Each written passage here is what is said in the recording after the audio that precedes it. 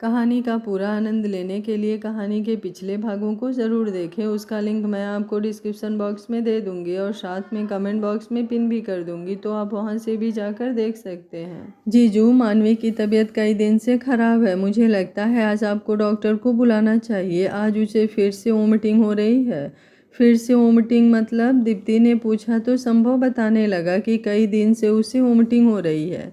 ये लड़की भी ना अपनी सेहत का बिल्कुल भी ध्यान नहीं रखती। दीप, तुम मानवी के पास जाओ, मैं तब तक डॉक्टर को कॉल करके बुला लेता हूँ, कनिष्क ने कहा तो दीप्ति हाँ में सिर हिलाती हुई भागकर उसके रूम में आई।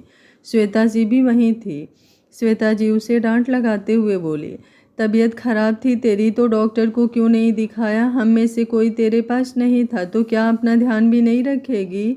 मानवी बोली, आप गुस्सा क्यों कर रही हो? मुझे लगा कुछ उल्टा सीधा खाने की वजह से होगा, लेकिन ठीक नहीं हो रहा। दवा खाई थी मैंने तो ठीक हो गई थी और अब फिर से होने लगी। कुछ ही देर में डॉक्टर आ गए। उन्होंने सबको बाहर जाने को कहा और फिर मानवी का चेकअप किया। आपके पीरियड्स कब से नहीं आए हैं? 2 मंथ्स, उसने धीरे से कहा। कुछ देर बाद डॉक्टर उसके रूम से निकली। डॉक्टर, क्या हुआ मानवी को? उसे बार बार वोमिटिंग क्यों हो रही है? दीप्ति ने पूछा। She is 2 months pregnant. अभी तो वो और बच्चा दोनों ठीक है, लेकिन फिर भी आप एक बार उन्हें हॉस्पिटल ले आइएगा। बाकी के चेकअप वहीं हो जाएंगे। उन्हें ये दवाइयाँ दे दीजिएगा लाकर, डॉक्टर बोली और पर्चा कनिष्क को देकर चली गई। जहाँ ये खबर सुनकर एक घर में इतनी खुशियाँ मनाई जाती हैं, वहीं इस खबर को सुनकर आज कोई खुश नहीं था। एक धक्का सा लगा था श्वेता जी को। माँ, दीप्ति ने उनके कंधे पर हाथ रखकर कहा तो उन्होंने अपने मुंह पर हाथ रख लिया। मेरी ही बेटी के साथ क्यों? किसी के साथ कभी बुरा नहीं किया हमने, फिर ईश्वर किन कर्मों की सजा दे रहे हैं हमें? वो रुआंशी सी बोली। संभव को कुछ समझ ही नहीं आ रहा था कि मानवी प्रेग्नेंट कैसे हो सकती है। अभी तो उसकी शादी भी नहीं हुई, लेकिन अभी कुछ पूछना या बोलना भी उसे उचित नहीं लगा, तो वो अपने रूम में चला गया। जिज्ञासा अंदर मानवी के पास आई। भाभी, क्या बोला डॉक्टर ने? बार बार क्यों हो रहा है मेरे साथ ऐसा? और वीकनेस भी इतनी रहती है, मैं ठीक तो हूँ ना? वो उसे देखते ही सवाल करने लगी। वो तो चला गया, लेकिन तेरे अंदर अपना अंश डालकर। श्वेता जी वहाँ आती हुई गुस्से और बेबसी से बोली तो मानवी ने दीप्ति को देखा। तुम प्रेग्नेंट हो? दीप्ति ने धीमे से उसका हाथ थामते हुए कहा तो मानवी ने अपने पेट पर हाथ रखा। उसके चेहरे पर इस वक्त कोई भाव नहीं थे। एक शौक सा मिला था उसे, वो जो खुद अभी बच्ची ही थी, 19-20 साल की। उसके पेट में बच्चा था, एक नन्ही सी जान पल रहा था। बेबी, मेरा बेबी, वो अपने पेट को सहलाते हुए बोली। नहीं, मुझे उस शख्स की कोई निशानी नहीं चाहिए जिसने मेरे साथ इतना गलत किया। आप डॉक्टर से बोलिए ना कि मुझे नहीं चाहिए। माँ, कौन अपनाएगा मुझे इसके साथ? और मैं सबसे वो बात तो छुपा ली, लेकिन इसके साथ कैसे? मैं क्या करूँ माँ? पर ये मेरा भी तो बच्चा है ना, वो बदहवास सी बोली तो श्वेता जी ने उसे अपने सीने से लगा लिया और उसका सिर सहलाकर उसे शांत कराने लगी। बस मेरा बच्चा, ऐसे परेशान नहीं होते ना? तेरी माँ, पापा, भाई सब है ना तेरे पास? फिर क्यों इतनी चिंता कर रहा है मेरा बच्चा? पापा सब ठीक कर देंगे, तू शांत हो जा। अब मैं बात करती हूँ तेरे पापा से, वो फिर से चेकअप कराएंगे। ज़रूरी नहीं कि जो आज डॉक्टर ने बोला वो ठीक ही हो, वो उसे चुप कराती हुई बोली। श्वेता जी पर क्या बीत रही थी ये तो शायद ही कोई समझ सकता था। अपनी बच्ची के लिए उन्होंने भी अच्छे भविष्य का सपना जो सजोया था, लेकिन क्या हो रहा था? उन्होंने तो गैरों को भी इतना प्यार दिया था, लेकिन आज उनकी खुद की बच्ची इस हाल में थी और वो कुछ नहीं कर सकती थी। उस रात का दर्द कहीं ना कहीं मानवी भूलने लगी थी, लेकिन उसका अंजाम अब सामने आ रहा था तो वो बिखर सी गई। इधर जिज्ञासा बोली, दीप्ति यार, मानवी के साथ सच में बहुत बुरा हुआ। क्या करें, कुछ समझ ही नहीं आ रहा। एक तो वो इतनी छोटी है अभी, और ऐसे बच्चे को रखना भी तो ठीक नहीं होगा उसके लिए। दीप्ति बोली, लेकिन इतना आसान भी नहीं होगा बार्सन उसके लिए। कनिष्क तो जब से ये जाना है बिल्कुल टेंशन में आ चुका है, एकदम परेशान है। जिज्ञासा बोली, अरमान जी भी डॉक्टर का नंबर पता कर रहे हैं जो बेस्ट गाइनोकोलॉजिस्ट हो। जिज्ञासा, मानवी का खाना लाओ, मैं खिला देती हूँ उसे, अरमान वहाँ आते हुए बोला तो जिज्ञासा ने हाँ में सिर हिलाया और उसके लिए हल्का खाना जो बनाया था वो प्लेट में लगाकर उसे दे दिया। इधर श्वेता जी विवेक के साथ अपने रूम में थी। श्वेता, ऐसे हिम्मत तुम ही हार जाओगी तो फिर हमारी बच्ची को कौन संभालेगा? श्वेता जी को रोता देखकर विवेक जी उनके आंसू साफ करते हुए बोले, तो क्या करूं, आप ही बताइए, मुझसे नहीं देखा जाता अपनी बच्ची को ऐसे। जब से ये खबर पता चली है वो जैसे पागल सी रिएक्ट कर रही है, उसे समझ ही नहीं आ रहा है कुछ। बच्चा नहीं रखना उसे एक बार कहती है और फिर कहती है कि उसे ये बच्चा चाहिए। वो कैसे संभाल पाएगी उसे? और उसका खुद का फ्यूचर का क्या होगा? कौन उसे अपनाएगा एक बच्चे के साथ? चारों तरफ हजार बातें होंगी जिन्हें नहीं सुन पाएगी मेरी बच्ची। आप ही कुछ कीजिए ना। अब वो टूट सी गई थी आज विवेक जी के सामने। विवेक जी ने उन्हें अपने पास बैठाया। ये लो पानी पियो पहले और शांत रखो खुद को। जब ईश्वर ने ऐसा दिन दिखाया है तो कोई ना कोई रास्ता भी वो ही देंगे, वो उन्हें समझाते हुए बोले। लेकिन खुद भी बहुत परेशान थे कि क्या किया जाए। अरमान मानवी के लिए दवा और खाना लेकर उसके रूम में आया। वो बिस्तर पर टेक लगाए आंखें बंद किए बैठी थी। अरमान बोला, मानवी। उसके पुकारने पर मानवी ने आंखें खोल उसे देखा और अपनी गोद में रखा तकिया एक तरफ रखते हुए सीधी बैठ गई। अरमान बोला, क्या सोच रही है? मानवी ने इनकार में सिर हिलाया। ये खिचड़ी जल्दी से ख़त्म कर, उसके बाद मेडिसिन भी लेनी है तुझे। दोबारा से वोमिटिंग तो नहीं आई ना? उसके पूछने पर उसने नामे सिर हिलाया और 2-3 चम्मच खिचड़ी खाई और मेडिसिन के लिए हाथ आगे कर दिया। थोड़ा सा और खा ले बच्चा। नहीं भाई, मन नहीं है। अरमान ने उसे मेडिसिन दे दिए थे। 2 दिन हो गए थे। कल वो हॉस्पिटल गई थी चेकअप के लिए। वहाँ पता चला कि प्रेगनेंसी वाली न्यूज़ सच ही है। आज उसकी रिपोर्ट्स आने वाली थी। मानवी बोली, रिपोर्ट्स आ गई क्या भाई? अरमान बोला, मानवी खुद को मजबूत करते हुए बोली, क्या पता चला अबॉर्शन होगा कि नहीं? कनिष्क वहाँ आते हुए बोला, वो सब छोड़, ये बता कि तू क्या चाहती है? तुझे बेबी चाहिए या नहीं? क्या तू संभाल पाएगी उसे और खुद को? मानवी बोली, पता नहीं। आराम कर, फिर कुछ मत सोच, जो ठीक लगे वही होगा और इस बच्चे को अबॉर्ट कराना ही ठीक रहेगा तेरे लिए और तेरे फ्यूचर के लिए। विवेक जी वहाँ आते हुए बोले तो उसकी आंखें बह आईं। विवेक जी बोले, मैंने एक डॉक्टर से बात की है, उन्होंने बोला कि कल ही वो अबॉर्शन कर देंगे, फिर सब ठीक होगा। वो उठकर अपने पापा से लिपट गई। विवेक जी ने अपनी आंखें बंद कर ली और उसकी पीठ पर हाथ फेरा। सबके लिए ये बहुत मुश्किल की घड़ी थी, लेकिन वो ऐसा फैसला लेना चाहते थे जिससे मानवी का फ्यूचर भी ठीक रहे। संभव भी अब तक सब कुछ जान चुका था। उसे मानवी के लिए काफ़ी बुरा भी लग रहा था सब कुछ सुनकर और उसकी हालत देखकर। कनिष्क, क्या हुआ? क्या सोच रहे हो? कनिष्क मानवी के रूम से निकलकर बाहर आया तो दीप्ति उसे पूछने लगी, ऐसा क्यों हो रहा है यार? पापा उसका अबॉर्शन कराने को कह रहे हैं, लेकिन मैंने डॉक्टर से बात की थी तो उन्होंने बोला था कि शायद इस अबॉर्शन के बाद मानवी कभी दोबारा प्रेग्नेंट ना हो सके। उसकी बॉडी बहुत वीक है इन सब के लिए, और उसके साथ जो हुआ था उसके बाद दोबारा कंसीव करने में भी उसे प्रॉब्लम होगी और फिर उसको भी तो खतरा हो सकता है ना। फिर क्यों और क्या किया जाए? कुछ भी दिमाग काम नहीं कर रहा।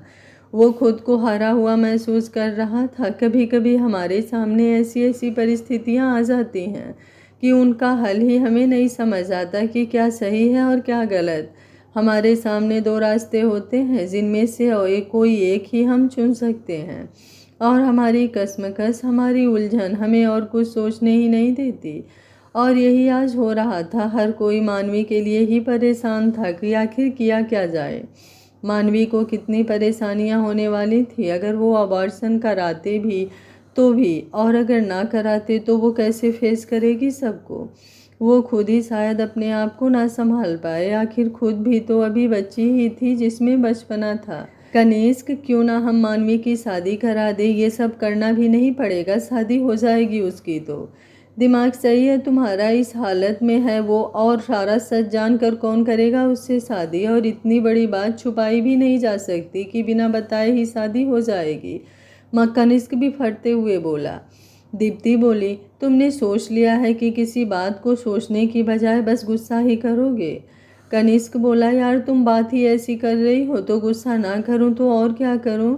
दीप्ति बोली, कुछ भी मत करो, फालतू में बोला ही मैंने बस तुम्हें आइडिया दिया है। तुम ही सोच लो ना कि कोई ऐसा है या नहीं, वो मानवी को ऐसे अपना ले। मुझे तो समझ में आया, वो ही बताया मैंने।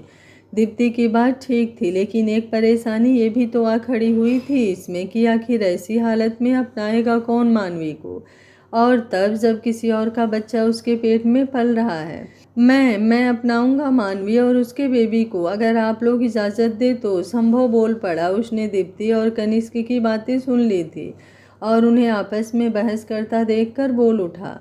दीप्ति बोली, संभव क्या बोल रहा है तू, पता भी है? संभव बोला, बहुत अच्छे से पता है और सोच समझ कर ही बोल रहा हूँ। दिक्कत क्या है मानवी में, वो बहुत प्यारी लगी मुझे तो, और वैसे भी उसके साथ जो हुआ उसमें उसकी तो कोई गलती भी नहीं है ना, तो फिर क्यों उसे सज़ा मिले? और इस सजन में बच्चे की क्या गलती है जिसे गर्भ में ही मार दिया जाए? मुझे तो ये सब बिल्कुल भी ठीक नहीं लग रहा। मैं पूरे मन और सम्मान से मानवी को अपनाना चाहता हूँ और बेबी को भी। कनिष्क को उसकी बात सुनकर उसके कंधे पर हाथ रखते हुए बोला, तुमने इतना सोचा वही बहुत बड़ी बात है, लेकिन संभव तुम भी जानते हो अपनी मम्मा की आदत। मान लो अगर मैं तुम्हारी और मानवी की शादी करा भी देता हूँ तो क्या होगा? वो कभी भी मेरी बहन को नहीं अपनाएंगी और उसके बेबी को भी वही सब झेलना होगा जो मेरी दीप ने झेला है, और मैं ऐसा कभी नहीं चाहूँगा। संभव बोला, मैंने आपको अपना विचार बताया है, भले ही मैं अपने एक फर्ज से चूक गया हूँ, दीप्ति के लिए खड़ा नहीं हो पाया, लेकिन अपनी बीवी को कभी झुकने नहीं दूंगा अगर वो सही है तो, और ना ही कभी उसका साथ छोड़ूंगा। आप सोच लीजिएगा, और एक बार मैं इस बारे में मानवी से भी बात ज़रूर करूंगा।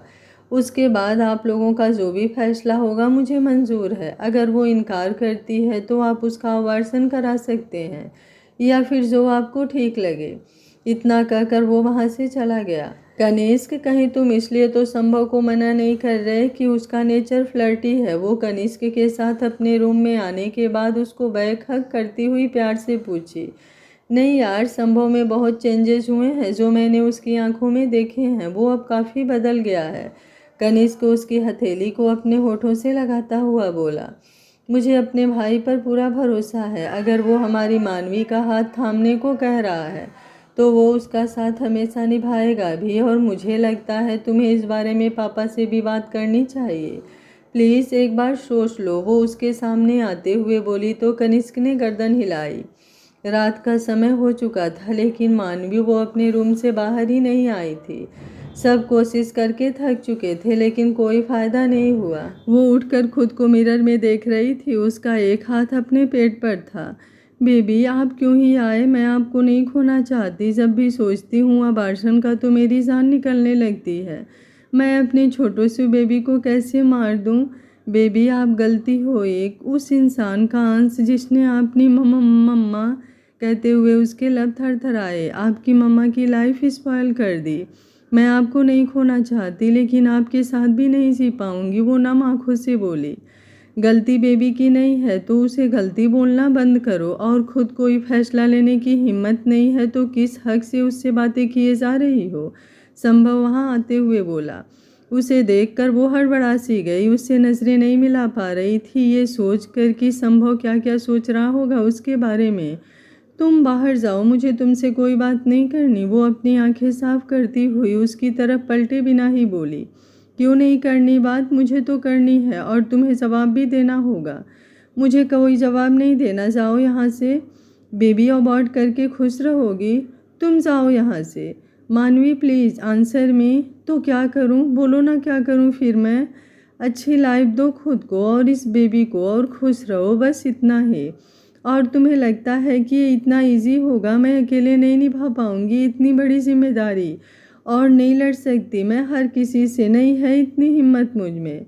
अकेली नहीं हो तुम। अगर हाथ थामना चाहो तो हर पल एक हाथ तुम्हें मिलेगा जो हर वक्त तुम्हें और बेबी को सहारा देगा, अपनी ज़िंदगी बनाएगा। लेकिन उसके लिए खुद को स्ट्रांग बनाना होगा, क्योंकि मुझे कमज़ोर लड़कियां नहीं पसंद। संभव के कहने पर मानवी उसे देखने लगी तो संभव ने उसके दोनों हाथों को थामते हुए प्यार से कहा, मुझे पता है इस वक्त मैं जो भी बोलूँगा शायद तुम्हें सही ना लगे। तुम्हें ऐसा लग रहा होगा कि कहीं मैं तुम पर तरस खाकर या जीजू के दिल में जगह बनाने के लिए तो नहीं कर रहा ये सब।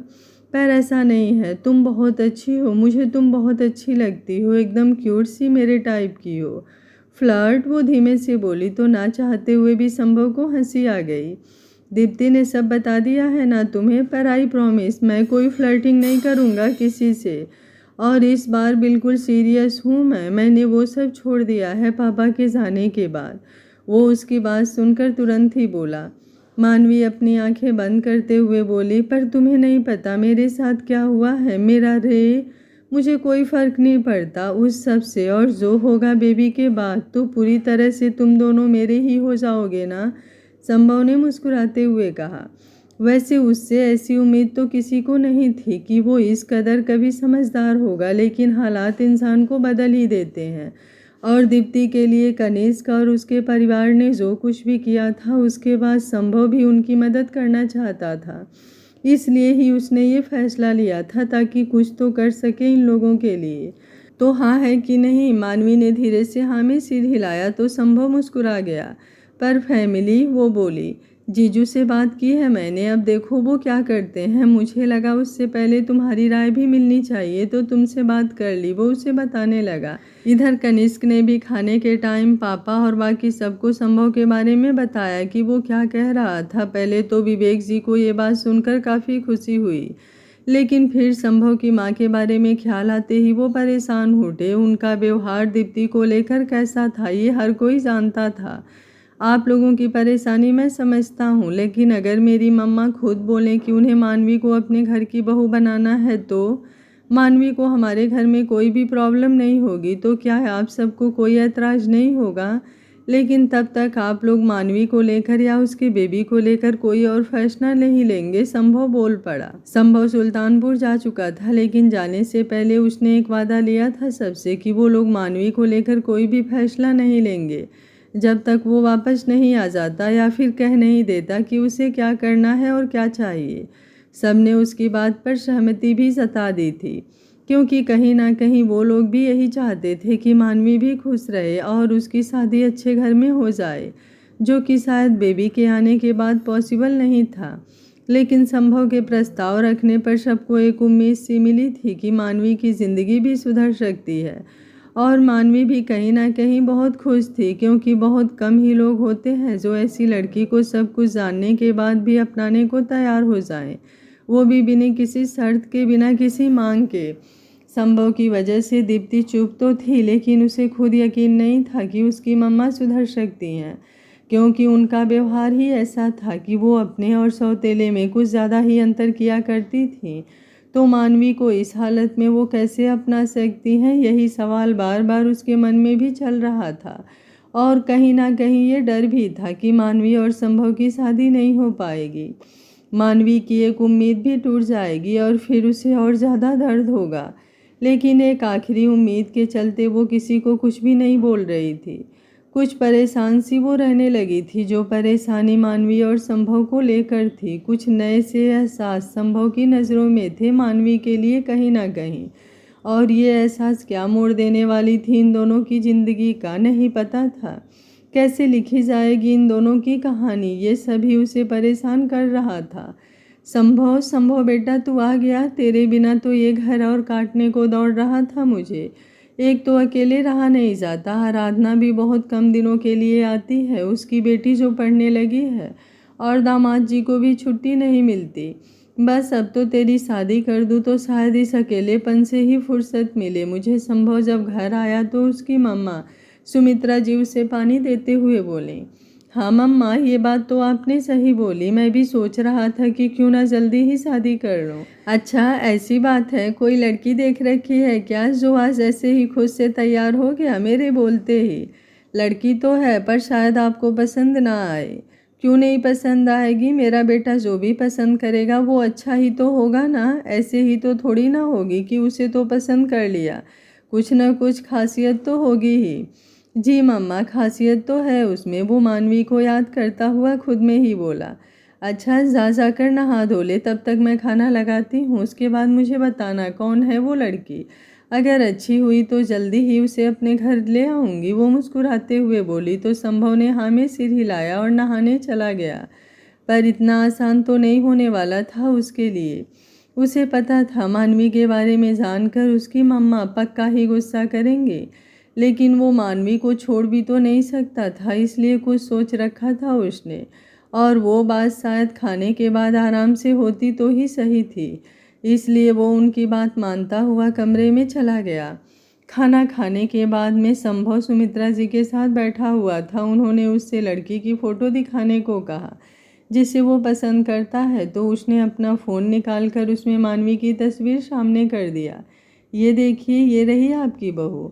अरे ये तो बहुत सुंदर है, तेरे साथ इसकी जोड़ी बहुत अच्छी लगेगी। कहाँ रहती है लड़की और उसके परिवार में कौन कौन है?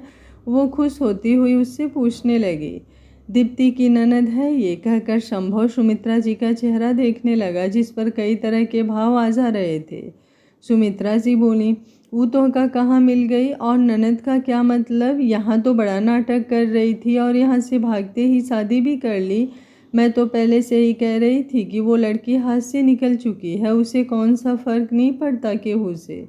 संभव बोला, मम्मा बस पुरानी बातों को मत कुरेदिए, कोई हल नहीं निकलने वाला है और मैं मानवी से बहुत प्यार करता हूँ, तो उससे ही शादी करूँगा। और रही बात दीप्ति की, तो उसकी कभी कोई गलती थी ही नहीं, बस आप ही अपने मन में उसके लिए नफरत पाल कर बैठी हैं। और एक वो है जो आज भी आपकी इज्जत करती है। मैंने आपसे पहले ही कहा था, जिस दिन दीप्ति मुझे मिल गई पूरे सम्मान के साथ उसे इस घर में लेकर आऊँगा। आखिर उसका मायका भी है ये। और आप क्या चाहती हैं कि पापा हमसे रूठ जाएं? पापा के जाने के बाद हमारी जिम्मेदारी थी दीप्ति, लेकिन आपने क्या किया? आपने तो पापा की अर्थी उठने के साथ ही उसे भी घर से बाहर ले जाकर खड़ा कर दिया। प्लीज़ अब तो कुछ समझने की कोशिश कीजिए और उसे अपना लीजिए। वो भी आपकी ही तो बच्ची है। ये अपने पराये का भेद खत्म कीजिए मम्मा, वरना आप खुद हमेशा अकेली रह जाएंगी। आपको पता है आज भी वो जहाँ पर है उसके पास किसी भी चीज़ की कोई भी कमी नहीं है, लेकिन फिर भी जब मैं उससे मिला तो उसने मुझसे कोई नाराज़गी नहीं जताई, बल्कि मेरी इतनी आवभगत की। मुझे इतना प्यार मिला उसके घर जाकर, और वहीं मुझे मानवी भी मिली। उसके परिवार का करोड़ों का बिजनेस है, लेकिन फिर भी इतनी चंचल और प्यारी सी थी कि मैं उस पर अपना दिल ही हार बैठा। आप शायद मानवी को पसंद भी कर लेती, लेकिन दीप्ति की ननद है, इस बात से अगर इनकार कर रही हैं तो एक बार ये भी सोच लीजिएगा कि आप इस बार किसी और का नहीं अपने भी बेटे का दिल तोड़ेंगी। और शायद आपके रोकने पर मैं मान भी जाऊं, लेकिन उसके बाद ये भूल जाना कि मैं कभी अपनी ज़िंदगी में आगे बढ़ूंगा या इस घर में कभी भी शहनाई बजेगी, क्योंकि मैं मानवी को छोड़कर कभी भी किसी और से शादी नहीं करूंगा। और ये मेरा आखिरी फैसला है, इसलिए आपको समझा रहा हूँ प्यार से कि आप मेरी बात को समझिए और कुछ सही फैसला ही लें। आप मेरी मम्मा हैं, मैं बहुत प्यार करता हूँ आपसे और कभी भी आपको अकेला नहीं छोड़ना चाहूँगा, लेकिन मानवी को भी नहीं छोड़ सकता। मैं उसे और उसके परिवार को वादा दिया है कि मैं हमेशा उसका साथ निभाऊंगा, और आप भी जानती हैं कि मैं अपने वादा का कितना पक्का हूँ। अपने कदम कभी भी पीछे नहीं लूँगा। अपने बेटे की ऐसी बातें सुनकर वो गहरी सोच में डूब गई। इनकार करने का तो सवाल ही नहीं उठता था, क्योंकि वो संभव को कभी भी खुद से दूर नहीं होने देंगे। आखिर उनके पास बचा ही कौन था संभव के अलावा? आराधना अपने परिवार में व्यस्त थी, पति पहले ही साथ छोड़कर चले गए थे। बस उनका आखिरी सहारा उनका बेटा ही तो था। अगर वो उसकी बात ना मानती तो उनके पास होकर भी हमेशा के लिए वो उनसे दूर हो जाता। इधर कोलकाता में कनिष्क भाई, अरमान भाई, जिज्ञासा भाभी, माँ, पापा, दादी, सब लोग जल्दी आइए, मुझे आप लोगों को बहुत ही बड़ी खुशखबरी सुनानी है। मानवी हाल में आकर खुश होकर चिल्ला रही थी। उसकी आवाज़ सुन बाकी लोग भी वहाँ आए। ऐसा क्या हो गया जो तुमने पूरा घर अपने सर पर ही उठा लिया है? कनिष्क उसके सिर पर टफली मारते हुए कहा। मानवी बोली, भाई आपको पता है आंटी ने हाँ बोल दी, वो मेरी और संभव की शादी कराएंगी। मुझे तो यकीन ही नहीं हो रहा है कि मेरी शादी होगी, वो भी संभव के साथ। क्या कह रही है तू? सच बोल रही है? संभव ने तुझे खुद बताया कॉल करके? दीप्ति को अभी भी बिल्कुल यकीन नहीं हो रहा था। उसने मानवी से पूछा तो उसने हाँ में सिर हिलाया। ईश्वर कभी बुरा नहीं करते, उन्होंने ये साबित कर दिया। दादी अपने हाथ जोड़ती हुई बोली। सब खुश थे ये जानकर कि संभव की माँ संभव की मानवी से शादी के लिए मान गई है। मैं एक बार संभव से बात करती हूँ, उससे क्लियर करती हूँ। दीप्ति कनिष्क से बोली तो उसने हाँ किया। दीप्ति भागती हुई अपने रूम में आई और जल्दी से अपना फ़ोन उठाकर उसने संभव का नंबर डायल कर दिया। कुछ ही देर में कॉल रिसीव हुआ, लेकिन दूसरी तरफ से संभव नहीं बल्कि सुमित्रा जी ने फ़ोन उठाया था। संभव बोला, मानवी सच बोल रही है क्या? माँ मान गई? तूने उन्हें सब कुछ बताया? इतनी आसानी से वो कैसे मान गई? मुझे तो बिल्कुल भी भरोसा ही नहीं हो रहा।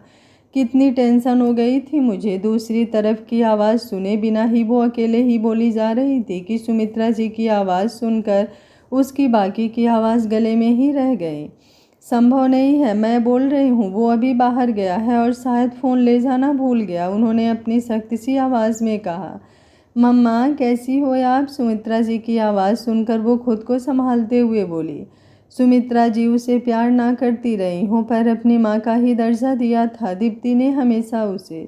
उसके पापा उनको लेकर आए थे उसकी ज़िंदगी में, तब से ही वो उन्हें मम्मा बोलने लगी थी। ना केवल बोलती थी बल्कि दिल से उन्हें मानती थी, लेकिन वो उसे अपनी बेटी नहीं मानती थी। कभी ठीक से बात तक नहीं करती थी। हाँ ठीक हूँ मैं, और तू कैसी है? और घर कब आ रही है? कभी मौका मिले तो आकर घूम जाओ। मम्मा ये आप बोल रही हो? वो रूआंसी सी हो गई। यकीन नहीं हो रहा था कि ये वही सुमित्रा जी हैं जिन्होंने उसे धक्के मारकर घर से बाहर निकाला था और आज उसे आने को भी कह रही थी। क्या सच में वो बदल गई थी या फिर कुछ और उनके दिमाग में चल रहा था? ये तो उसे नहीं पता था, लेकिन सुमित्रा जी का बदला रवैया ज़रूर उसे काफ़ी हैरान कर गया था, जो कि उसे लेकर था। कोई और लग रहा है क्या तुझे? और जब नहीं आना तो साफ साफ मना कर दिया कर। नहीं मम्मा ऐसी कोई बात नहीं है, मैं आऊँगी, जल्दी ही आऊँगी। मैं कनिष्क से कहती हूँ, वो मुझे लेकर आएगा। और थैंक यू सो मच कि आप संभव और मानवी की शादी के लिए मान गए। आपको पता है संभव ने जब कहा कि वो आपको मना लेगा तो मुझे तो यकीन भी नहीं हुआ कि आप उसकी और मानवी की शादी के लिए मान जाएंगी। संभव की आंखों में दिखता है कि वो मानवी को कितना पसंद करने लगा है, और हमारी मानवी भी बहुत अच्छी है। कभी भी आपको शिकायत का कोई मौका नहीं देगी। बस आप एक बार उसे दिल से अपना कर देखना। जो प्यार आपने आज तक मुझे नहीं दिया उसका थोड़ा ही सही मानवी को देना। वो बहुत भोली है, दीप्ति उनसे बोली।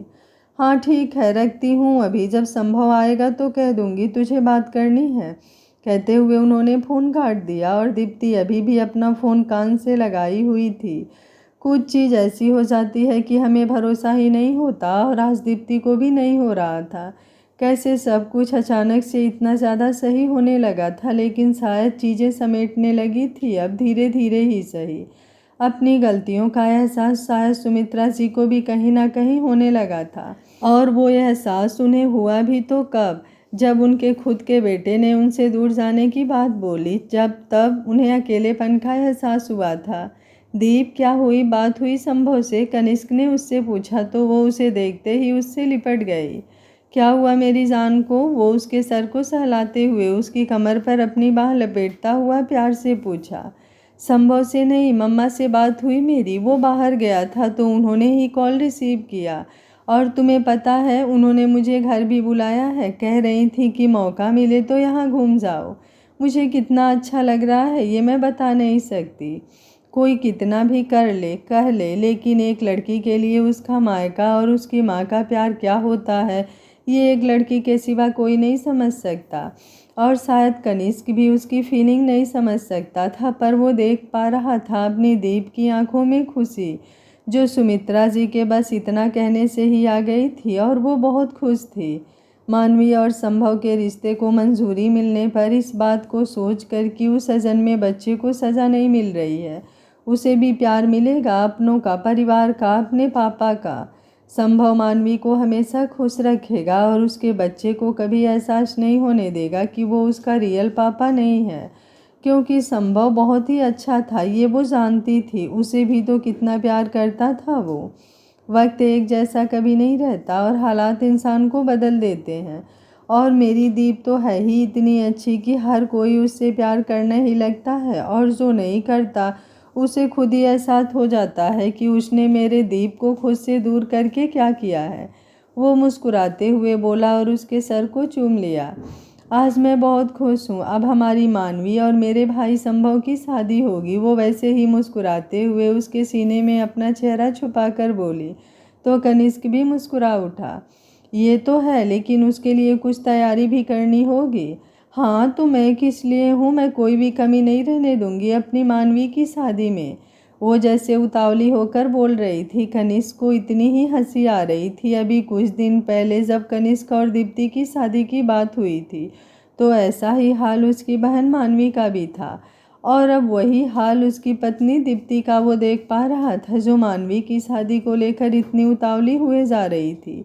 वो उसके शर्ट के बटन से खेलते हुए उसे बताए जा रही थी और वो मुस्कुराता हुआ सुन रहा था उसे।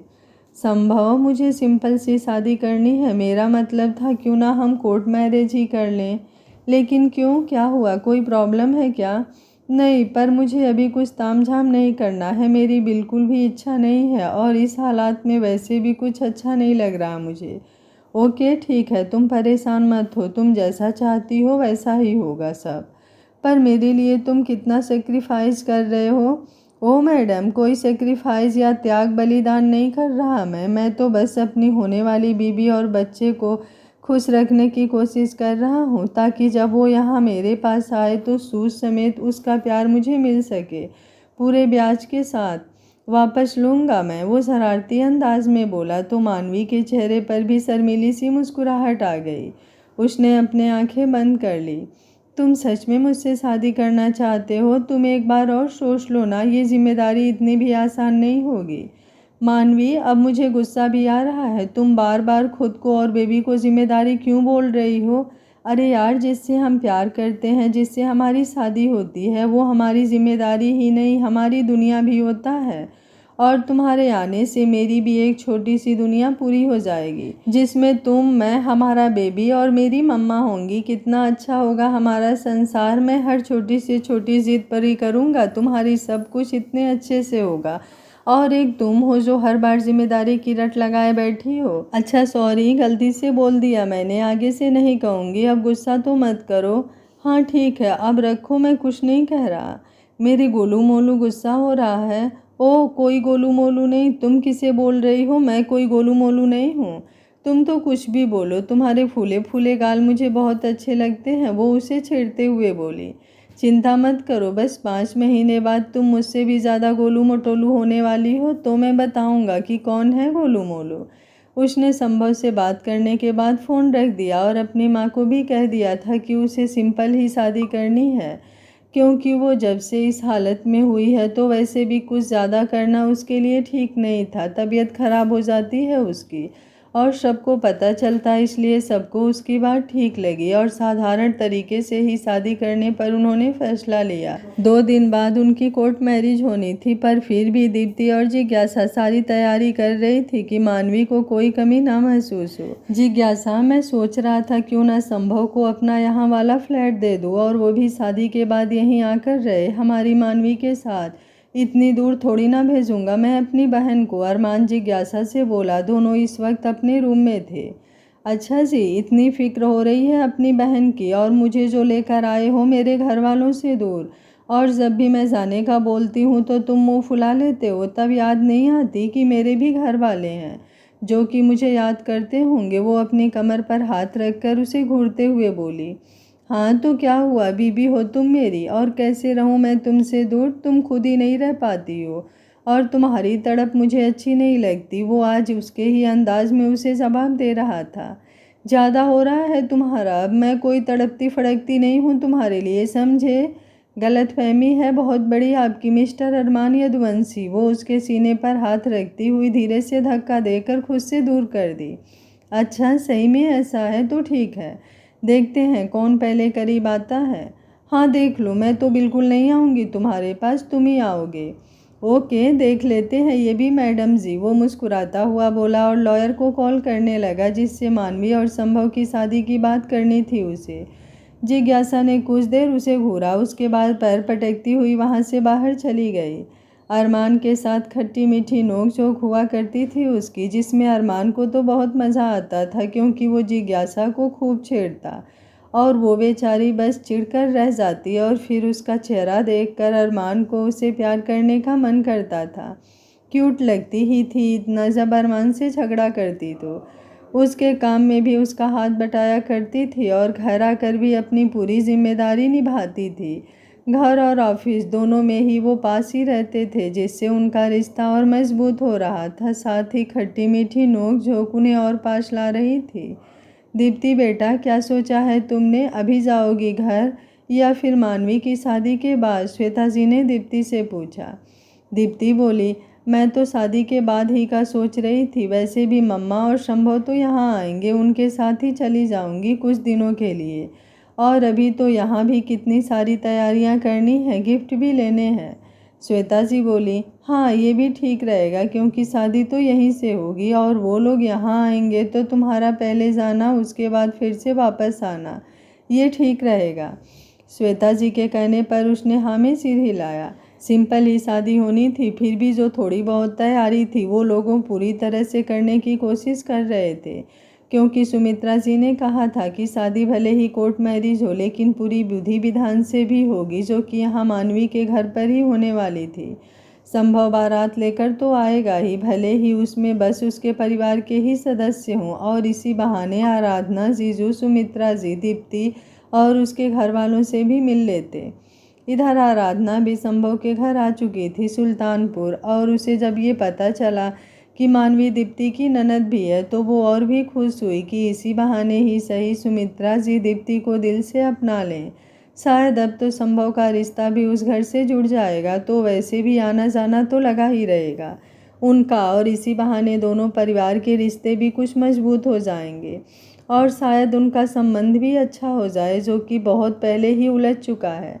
आराधना को कनिष्क में कभी कोई बुराई नहीं दिखी थी, लेकिन फिर भी दीप्ति की शादी मौलिक के साथ तय हुई थी तब वो यही चाहती थी कि दीप्ति और मौलिक की शादी हो, क्योंकि तब उसे कनिष्क के बारे में कुछ पता भी तो नहीं था और भरोसा भी तो नहीं किया जा सकता कि वो कैसा होगा और दीप्ति का ख्याल रखेगा भी कि नहीं।